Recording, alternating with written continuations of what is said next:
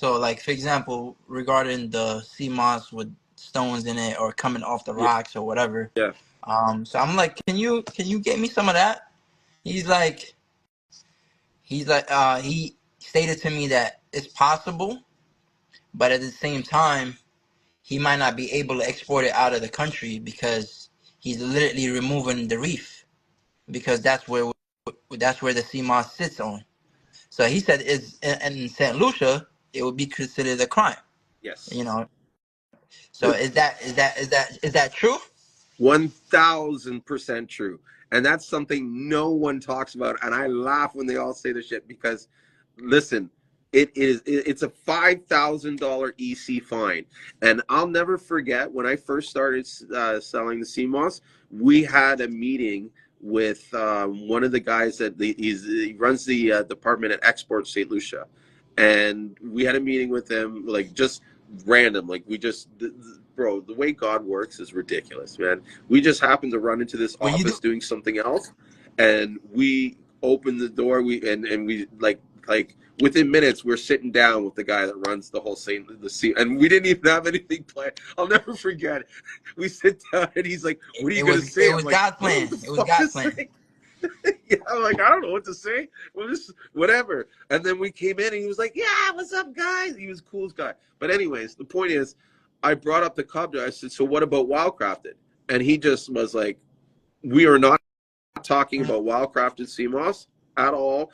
If that, you know what I mean, like he was ready to kick us out of the meeting. He's like, that is illegal. That is against the law.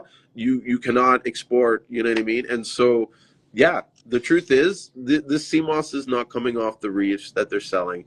It's all wild, but it's not attached to rocks, and it doesn't need to be attached to rocks. Hmm.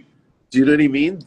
The I the mean, nutrients. also, yeah. Also, Huh? my guy explained to me like if you get that particular one, so it's coming off the bed of the ocean, so or off the reef. Exactly, it's gonna have a lot of dirt, a lot of other materials that's stuck to it. Growth. So again, it's gonna go through a whole another process. Or if you don't want any cleaning, that's when you making a sea moss gel. You gotta go through a filter after you boiled your sea moss or whatever, Yep. because obviously you can't remove sand particles from sea moss that's stuck to But it. bro, that's not even sand particles. That's shit particles. That's what people don't realize. All Hmm? right. When you I was understand, trying to you be do a lot. nice. I Huh? was trying to be nice. Well, I don't want anybody to get confused because when you understand what biofouling is in the Yeah. ocean, you realize that that's basically and you're exactly right. It encrusted on the sea moss and the species and the way the sea moss looks, it's nothing like anything we had. And so I got that sea moss, right?